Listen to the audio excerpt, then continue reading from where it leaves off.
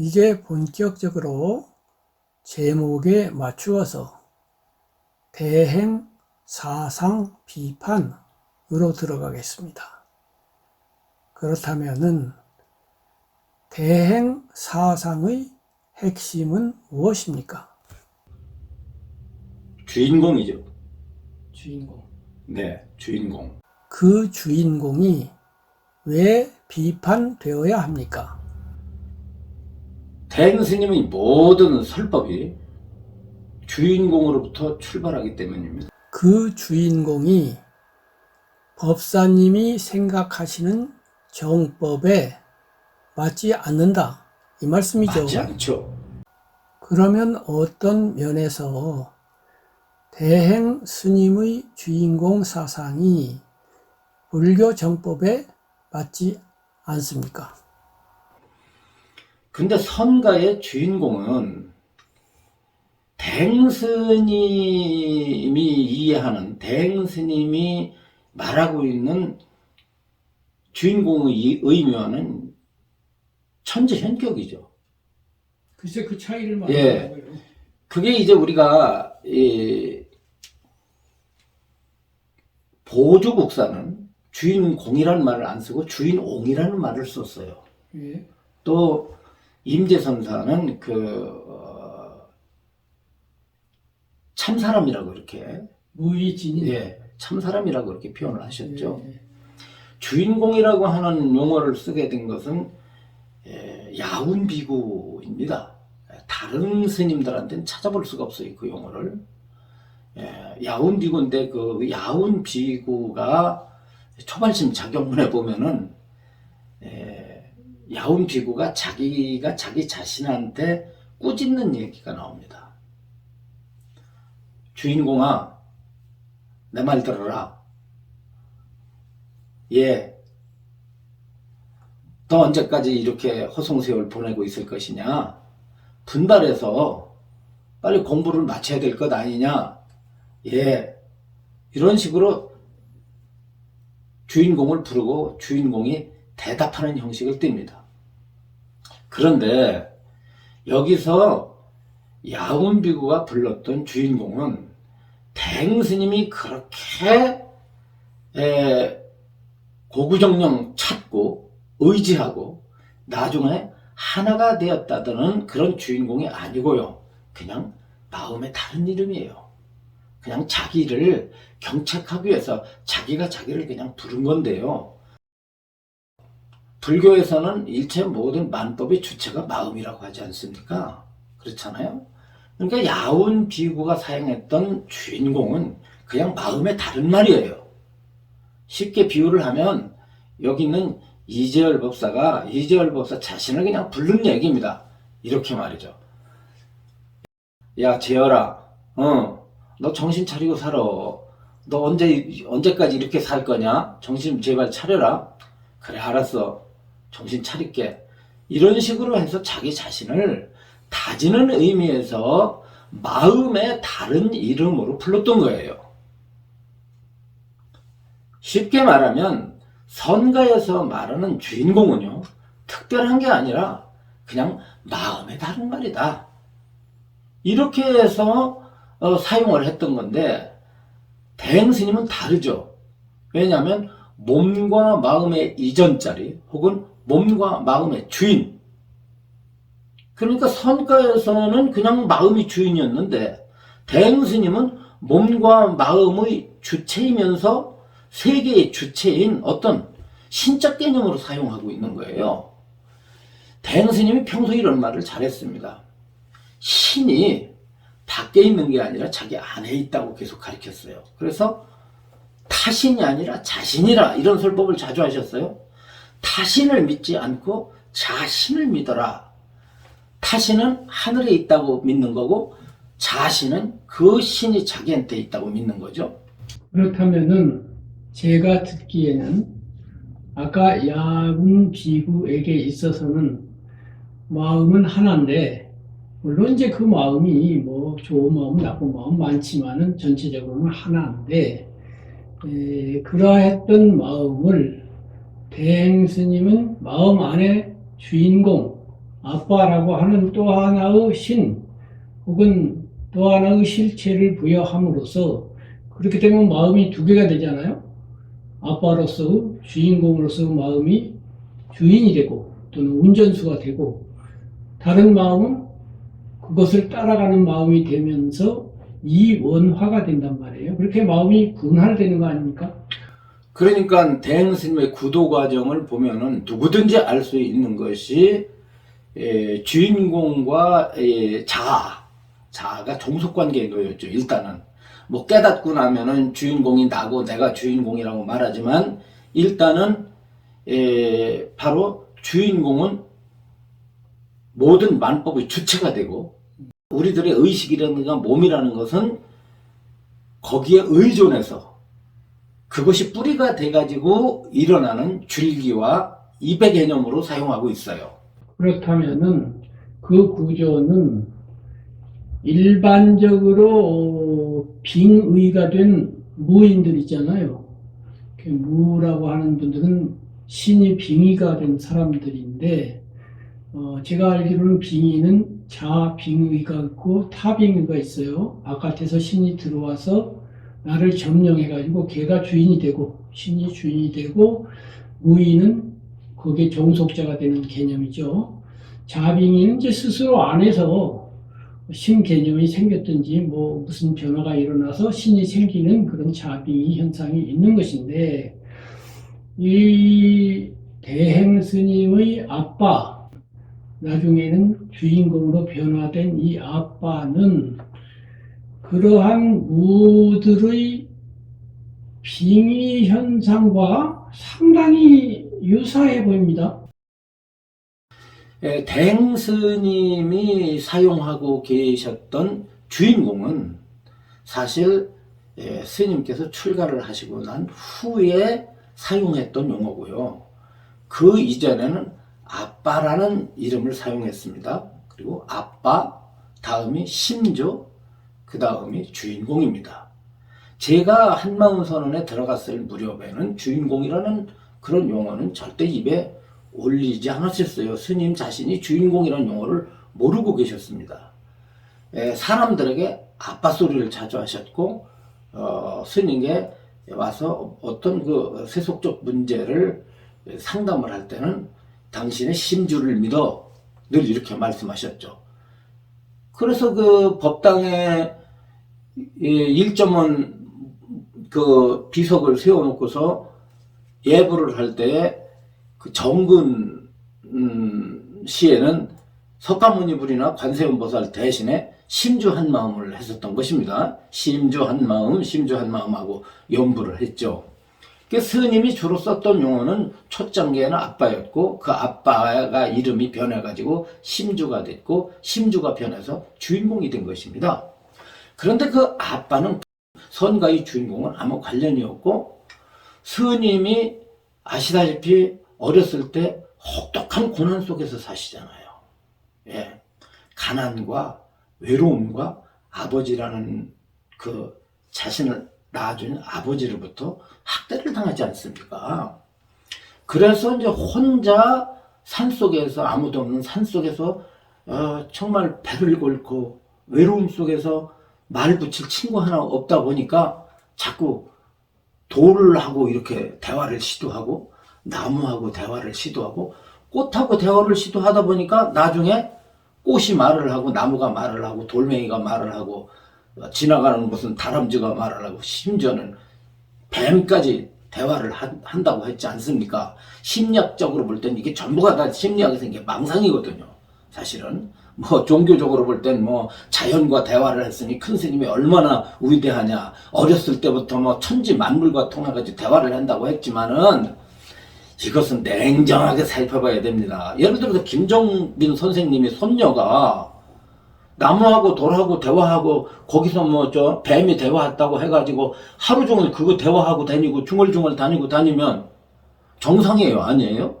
어디 데리고 가야 됩니까? 요즘으로 말하면 지극히 우리가 볼 때 평범한 시각에서 볼 때 정상이 아니에요. 정상이 아닌 거를 명확하게 보지 않고 종교적으로만 해석해가지고 마치 천지만물과 9살 때부터 통했던 어떤 신동으로 취급하는 것은 이것은 미신적인 거고요. 대단히 어리석고 우상적인 것입니다. 상식선에서 생각을 해야죠. 아무튼 대행스님이 그러다가 어렸을 때 뭔가 보이진 않고 자꾸 목소리가 들린단 말이에요. 뭐라고 들리냐면 그때 대행스님이 나무하고 돌하고 무슨 저 꽃하고 대화할 때 그냥 대화를 하지 않고 아빠라는 이름을 붙여서 대화를 합니다. 꽃아빠, 나무아빠, 돌아빠, 뱀아빠, 다람쥐 아빠, 아빠를 붙여. 아빠를 왜 붙였겠습니까? 아빠 컴플렉스예요. 대행스님이 살아계신 진짜 자신을 낳아준, 자신을 만드신 아빠로부터 사랑을 받았다고 한다면은 대행스님이 꽃 보고 아빠라는 이름을 붙여가지고 대화를 했겠으며, 나무 보고 아빠라고 했겠으며, 뱀 보고 아빠라고 했겠으며, 돌멩이 보고 아빠라고 했겠습니까? 그럴 리 만무하죠. 자, 대행스님이 5, 6세 정도 되면 이때가 아동기입니다. 아동기에는 어떤 발달 심리학에서 볼 때 그때는 아빠의 영향에 들어가요. 그 전까지는 어머니가 큰 역할을 하는데 그들부터는 아버지가 역할을 하게 됩니다. 특히 이 어린 노점순이라고 하는 분의 심리는 대단히 이 고우신 분이에요. 바탕이 인정도 많으시고 우리가 경험하지 않습니까? 사랑도 많으신 분이에요. 인간애가 깊으시죠. 그렇다 보면은 아버지에 대한 사랑을 누구보다도 갈구했을 겁니다. 그런데 그것이 사랑으로 돌아오는 것이 아니라 매질이라든가 상상을 초월하는 어떤 그런 어떤 혹독한 어떤 심부름을 시키고 말이죠.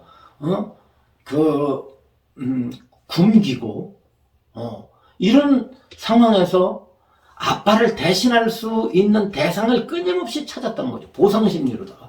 인간이 가지고 있는 보상심리가 있거든. 그 보상심리 측면에서 아빠를 끊임없이 어디서 찾았냐면 아빠의 사랑을 아빠로부터 받아야 될 어떤 어린 아이로서의 어떤 그 갈구심을 자연계에다 투사한 거죠.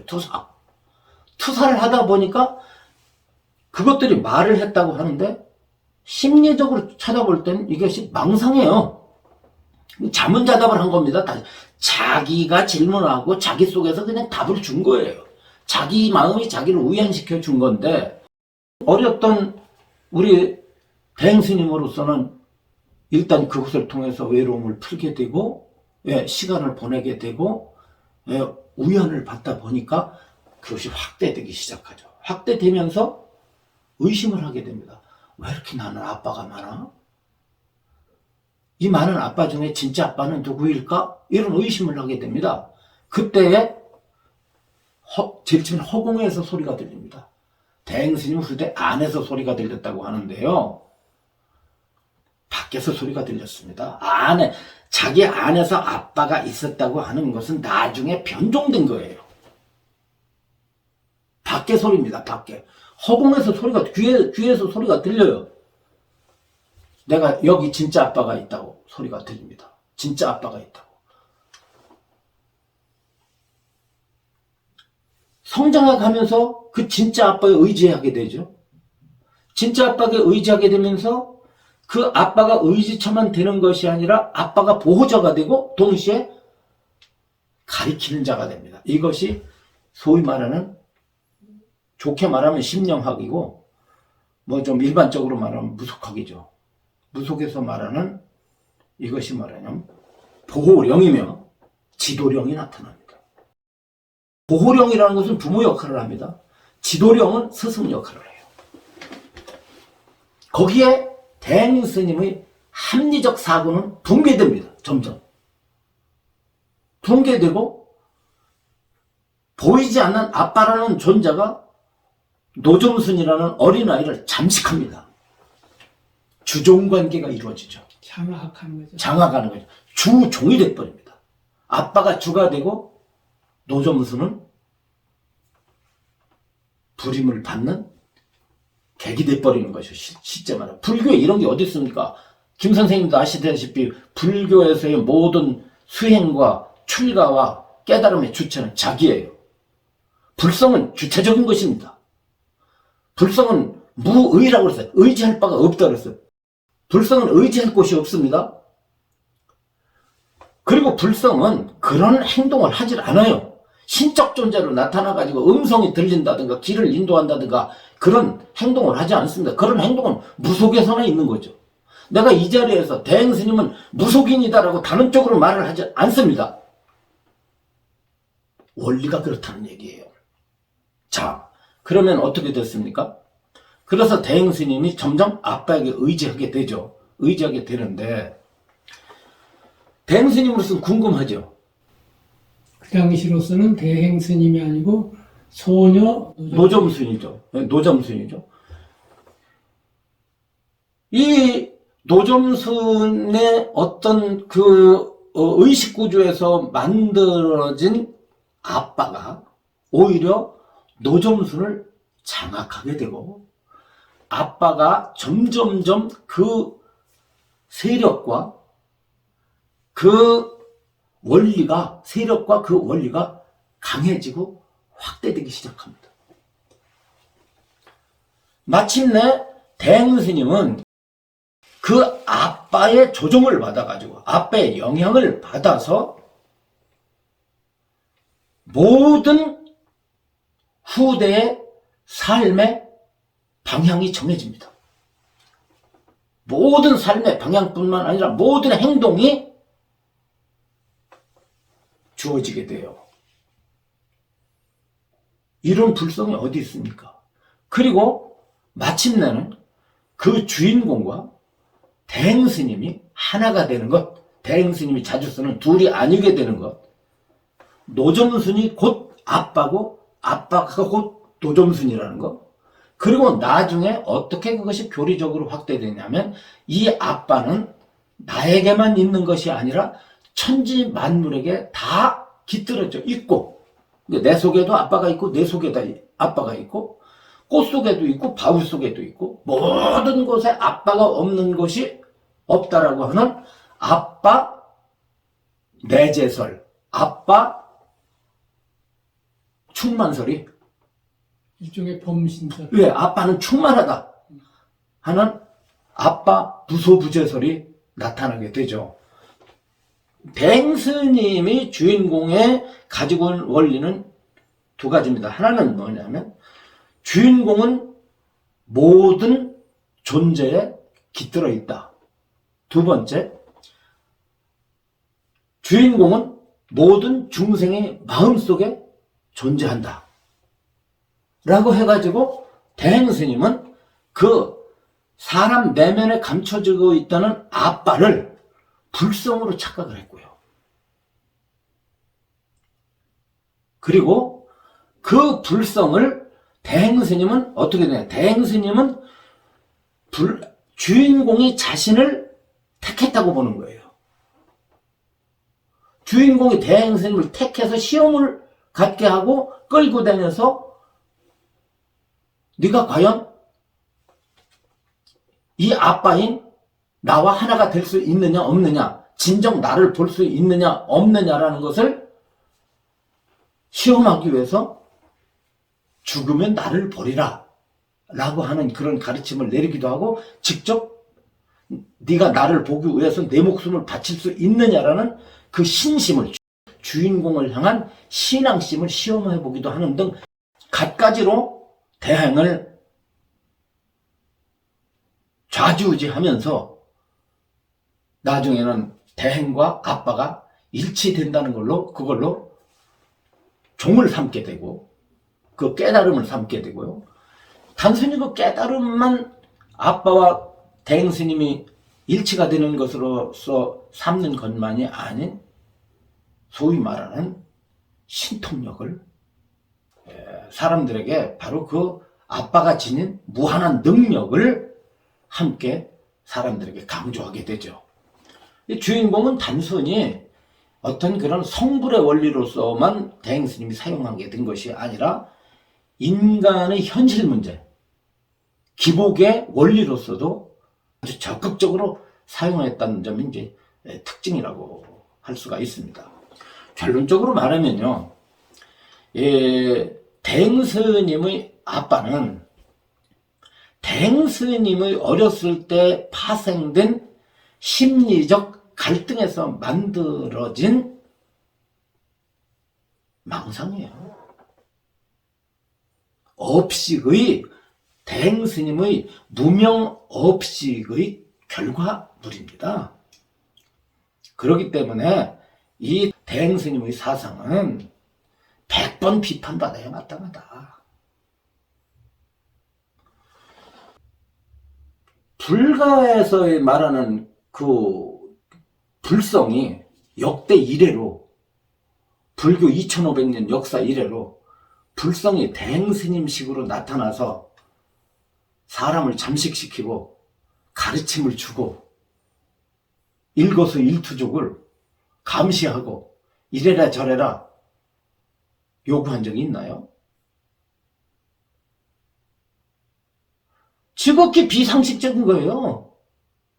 일반적이지 않다는 거예요. 너무나 일반적이지 않아요. 너무나 특수하죠. 그러면 그렇게 말이 안 되는 그러한 주인공 사상, 대행 스님의 가르침이 왜 이렇게 널리 사람들에게 받아들여지고 있습니까? 첫째는 대행이 조계종 스님이라는 거. 예. 두 번째는 뭐냐면 그분이 쓰고 있는 용어가 전통 불교 용어를 사용하고 있기 때문에. 그러니까 대중은 전통 용어로 포장되었을 뿐 그 속에는, 포장지 안에는 다른 게 들어있는데, 사과라고 했는데 사실은 자두가 들어있는데 그걸 사과로 잘못한다 이런 겁니까? 그렇죠. 그리고 뭐냐면 한마음 선언이 이렇게 확대된 것은 대행 스님의 가르침이 선지가 있기 때문이 아닙니다. 한마음 선언이 오늘날 발전하게 된 기반은 대행의 기복 논리와 대행의 신통 논리예요.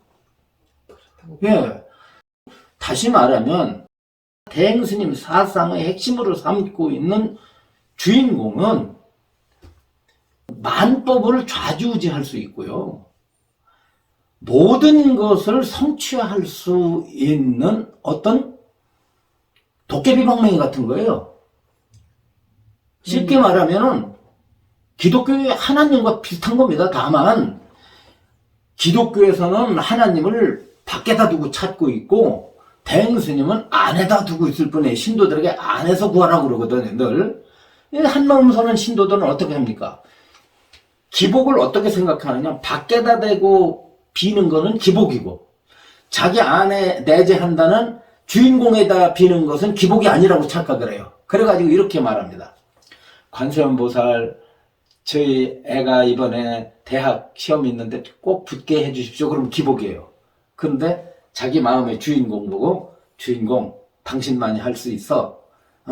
당신께서 둘이 아니니까, 이 아들과 내 아들과 둘이 아니니까 이 아들이 붙도록 해주십시오 라고 주인공에다 부탁을 해요. 대행스님 말씀 따라 주인공에다 그걸 놔버린다. 그걸 믿고 주인공의 능력을 믿고 주인공에다 아들 문제를 놔버린다. 그럼 이게 기복이 아니에요. 왜 이게 기복이 아닙니까? 똑같은 기복이죠.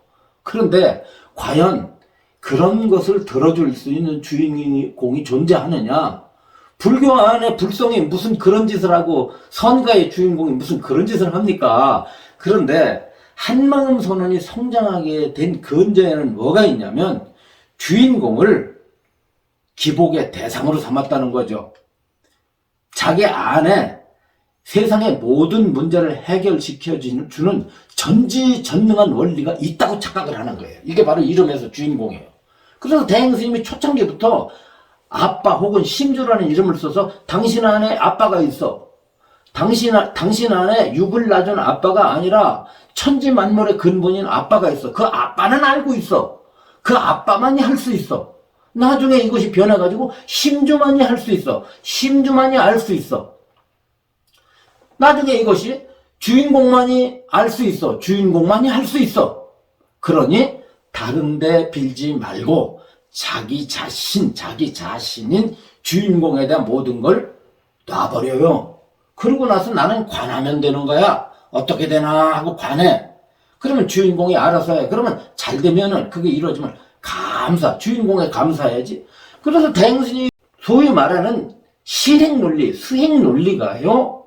이것이 바로 뭐냐면 대행스님 심리에서 파생되어진, 망상에서 파생되어진 아빠를 대행스님이 신도들에게 만들어주는 겁니다. 다시 말하면은 대행스님은 자연 발생적으로 아빠가 나타났는데 일반 신도들은 아빠가 안 나타나잖아요. 일반인들에게 무슨 대행스님과 같은 심리 구조가 생길 수 있으며, 그럼 무슨 아빠가 나타납니까? 못 나타나니까 어떻게 되느냐? 대행은 아빠가 대행에게 그랬듯이 나는 모든 만물에 다 존재하고 모든 사람들의 모든 만물 만생 속에 다 골고루 깃들어져 있다고 그렇게 아빠가 말했으니까 당신들도 그래야 돼. 그래가지고 있지도 않은 아빠를 대행스님의 가르침으로 세뇌를 시켜서 만들어주는 거 아닙니까? 만들어줘가지고 신도들이 그래, 스님께서 과거에 그랬듯이 천지만물의 근본인 아빠가 있대.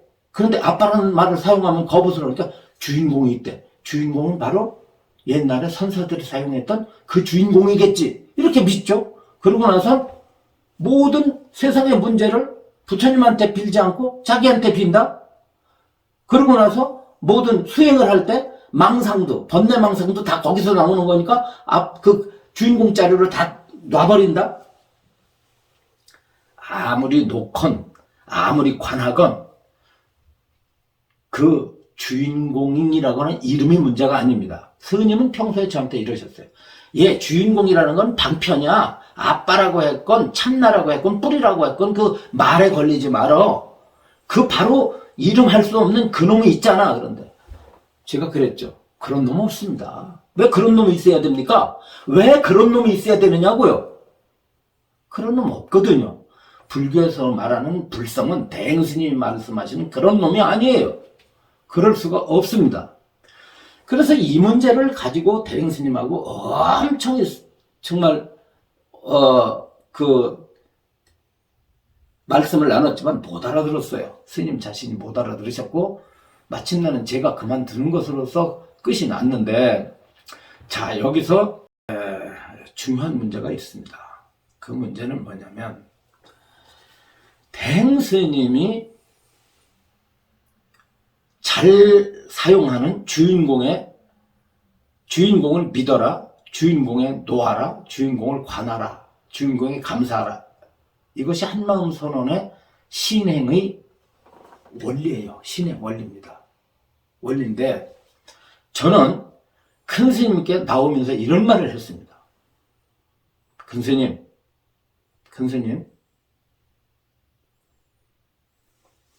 신도들은 남편을 놓지 못하고 자식을 놓지 못하고 이 세상을 놓지 못해서 고통을 받습니다. 그런데 큰 스님은 그것을 주인공에 놓으라고 하십니다. 저는 큰 스님께 말씀드립니다. 큰 스님, 주인공을 놓으세요. 주인공에 놓지 말고 주인공을 놓으세요.